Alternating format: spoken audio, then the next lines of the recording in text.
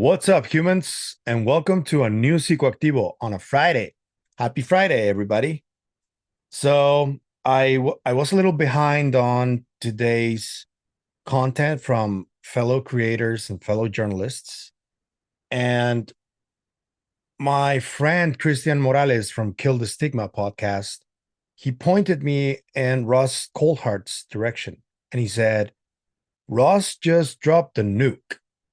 And I'm not sure we're talking about the same kind of nuke because Christian is a lot more interested in the whole secrecy aspect of the phenomenon and what's happening.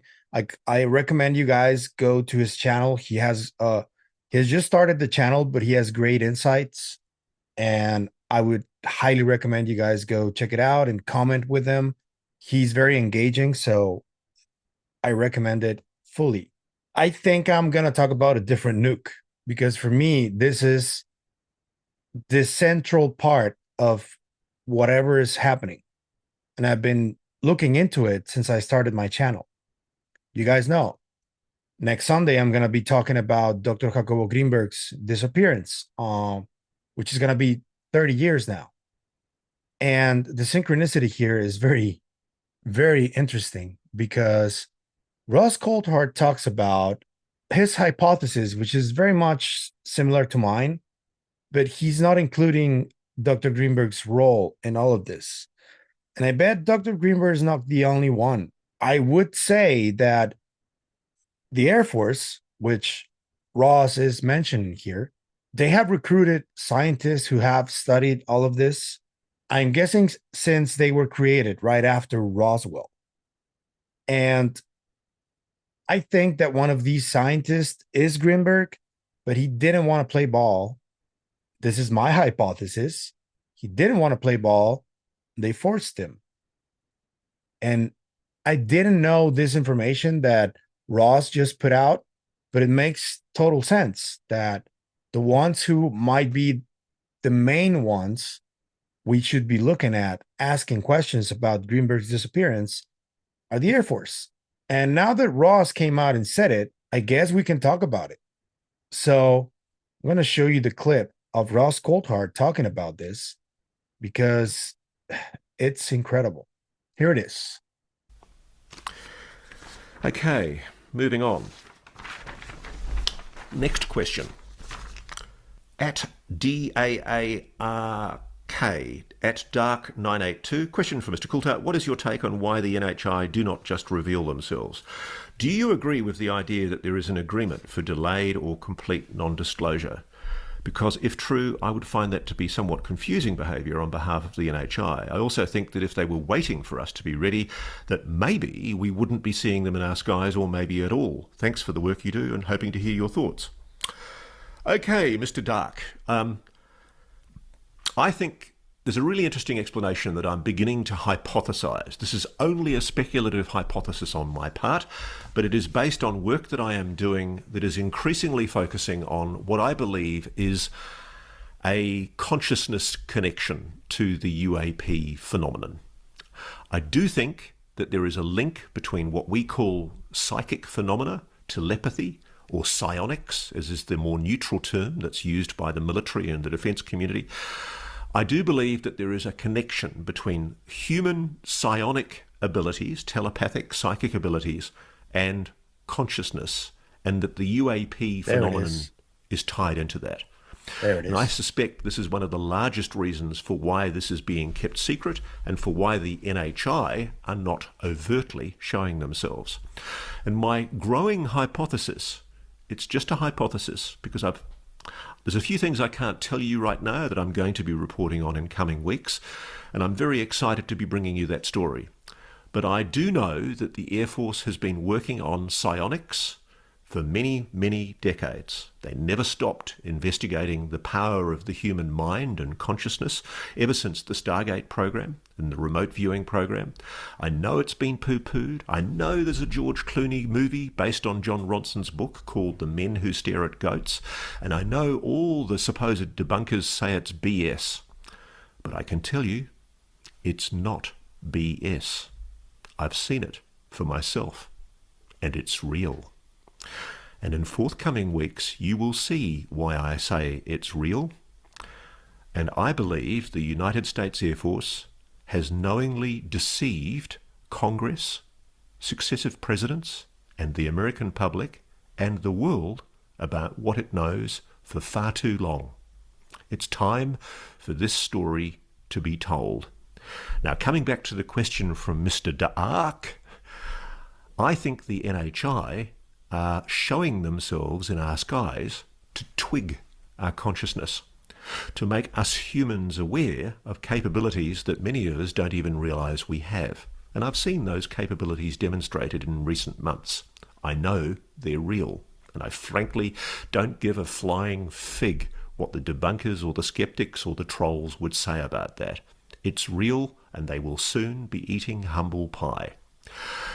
The capacity for the human mind to engage externally with some kind of uber consciousness has been speculated about in science. Go and have a look at the work on microtubules.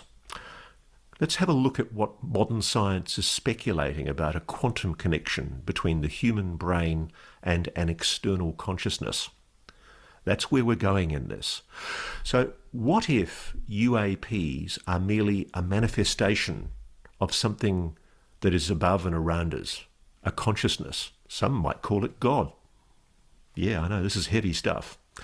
But what if the purpose of its engagement with the human race is to slowly twig our awareness and to encourage us to use abilities that we don't even know we have?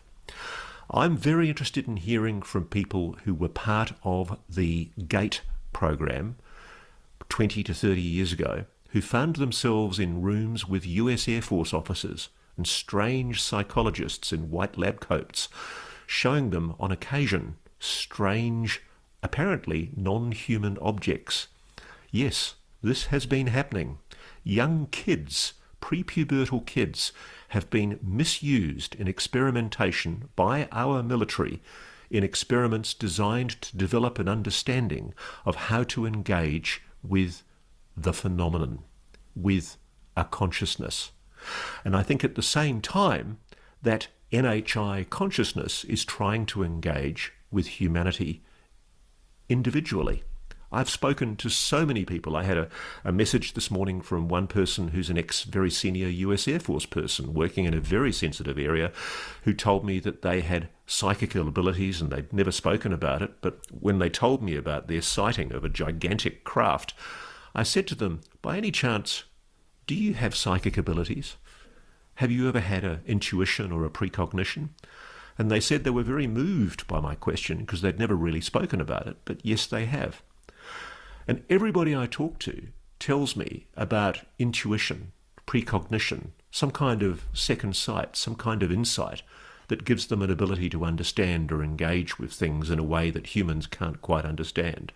And I think that's what lies behind our understanding, or our growing understanding of the phenomenon. I think that if these are craft, if they are craft at all, they are a manifestation of a consciousness that is trying to engage with humanity. And I think, interestingly enough, the evidence that I am acquiring suggests that these craft can only be operated by people with those psionic abilities. Watch this space.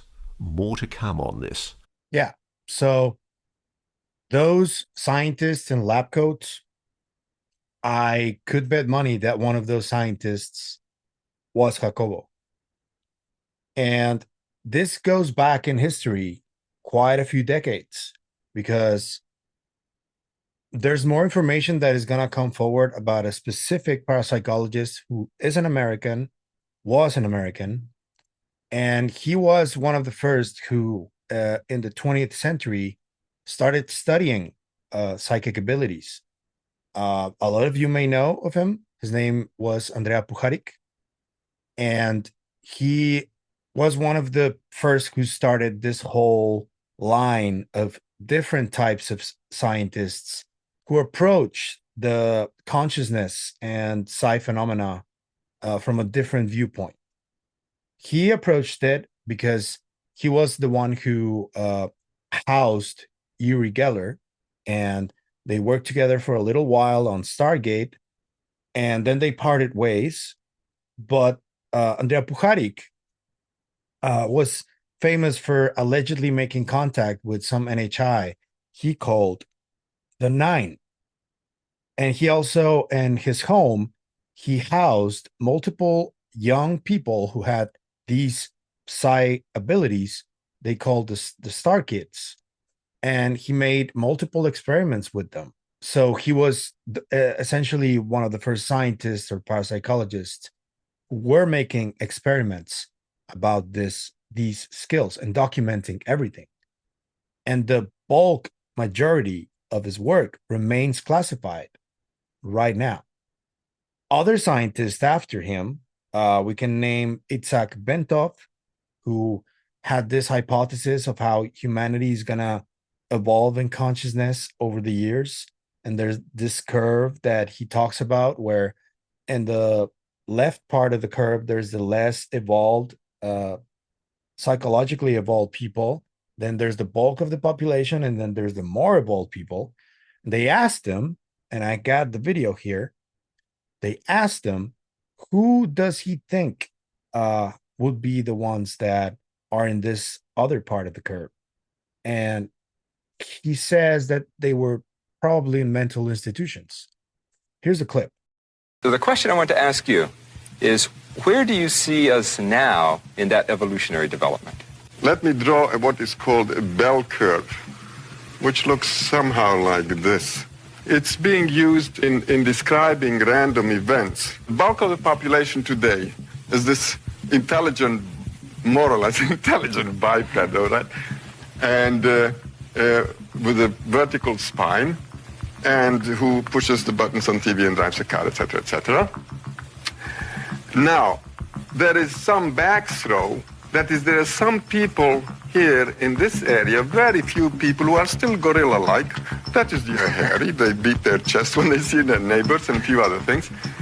And then we have other people who are here in this corner, very few of them, who are very highly developed, because we say that evolution is now pushing mankind in this direction, away from the gorilla types towards the very highly evolved people. At this point, we're here.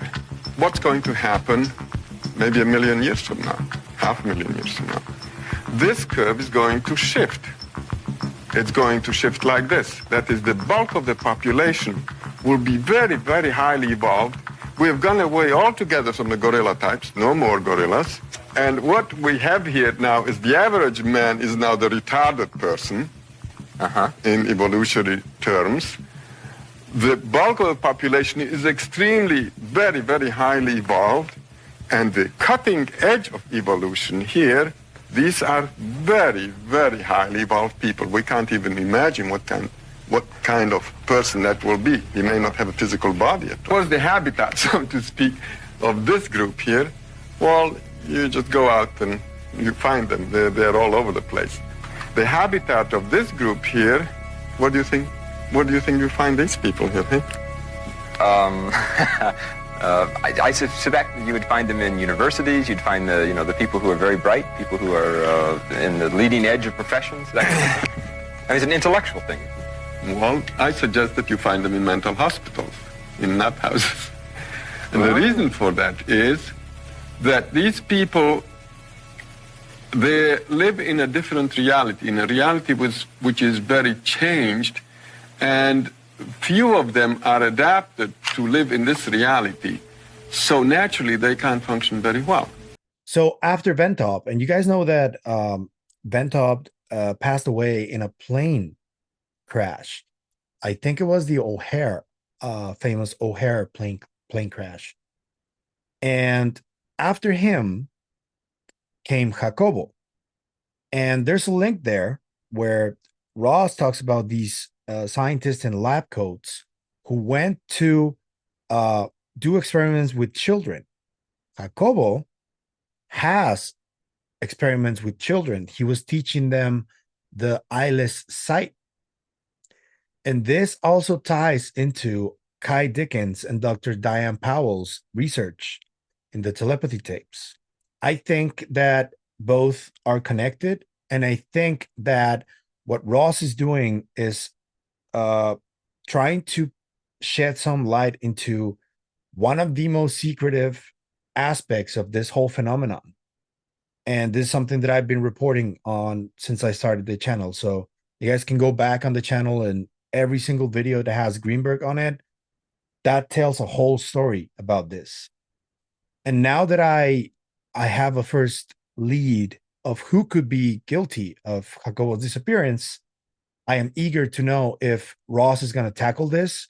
And if not, I would ask him to potentially talk it over and see if my research can serve him, because I think it will. And it's not just my research. There's a lot of people that have been studying this for a while. There's Alex Gomez Marin, Ida Cuellar, Mexican parapsychologist Ramses de Leon. He has been replicating Jacobo's experiments. And I don't know. What do you guys think about this? I think it's one of the biggest clues I've gotten about this specific part of the research that I'm doing. And I'm excited to talk to Kai Dickens next Wednesday. I'm going to mention this, obviously. And on Sunday, I'm going to be talking about Jacobo's disappearance and his work, which is the most important part of it. I think that his work is one of the central parts of all of this. If we understand the synthetic theory as he attempted to explain it, I believe that we might have a key to access these abilities on a more broader scale, and not just a select few people. Jacobo believed thoroughly that all of us had these skills. Our brains are equipped that way, he believed. So this is what I think has been suppressed. But I can sense that it's no longer going to be possible to suppress, because it's just too much. The evidence is becoming overwhelming. Even if people who claim there's no evidence keep saying that, Ross was very clear about that. I know that it is real because I've experienced it. I've experienced psi phenomena multiple times, and I've had experiences with shamans that I can't explain to this day. And Jacobo's work has helped me understand it a little bit. But there's a lot that we still don't know. And it has been kept hidden for a reason. I've talked about this before. It's going to become a really different world and a different reality when we find out the true extent of the capabilities we have. And I also think, and this is my personal opinion, that the best way to hone these skills is if we no longer have to lie about stuff. And that means knowing what's in here amongst ourselves, connecting amongst ourselves. Empathy plays a huge role in this. And I think that we're moving now in the right direction. I am so glad that Ross got to finally discuss this openly. And I can't wait for his next report, because I think it's going to be one of the biggest stories in human history when he talks about it. I've thought about this, that it is one of the biggest stories in human history, but we needed someone with Ross's megaphone and his following and his presence to talk about this to a more broader audience. And I'm so glad it's happening. So thank you, Ross, for your work. I hope we can work together. I think that a lot of the work that I'm doing will serve you well. And I can't wait to send you a DM, because we've already had spoken a lot on DMs. So I'm going to be shooting you a DM, but thank you for this, man. And please look more into Jacobo's story. Maybe you have already, and there's a reason you haven't talked about it openly, but it's pretty obvious that he's a pretty important part of this whole story. So I hope you're more open to it in the future. I'm going to thank everybody for the support.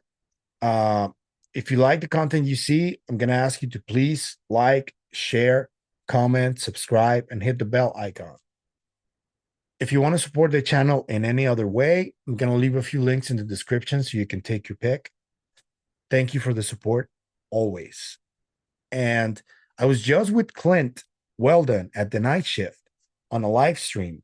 And that was a really cool 2 hours that we spent talking about UFOs and some emails that a dude named Nathan received from an alleged leaker. I'm highly skeptical of that story, but that was really fun. So I would ask you guys to go check that out. I'm going to leave it in the description so you can check it out. It happened this morning. But without further ado, guys, I will do the Jacobo Grinberg event at the Potty Center on Sunday, and I'm going to do a video about it on Monday so you guys can check it out. But I'll see you on Sunday. To those who managed to make an RSVP, if not, you can go back to my video from Wednesday, and there's everything you need to know about this on that video in the first 10 minutes or so. I'll see you guys on Sunday. Bye.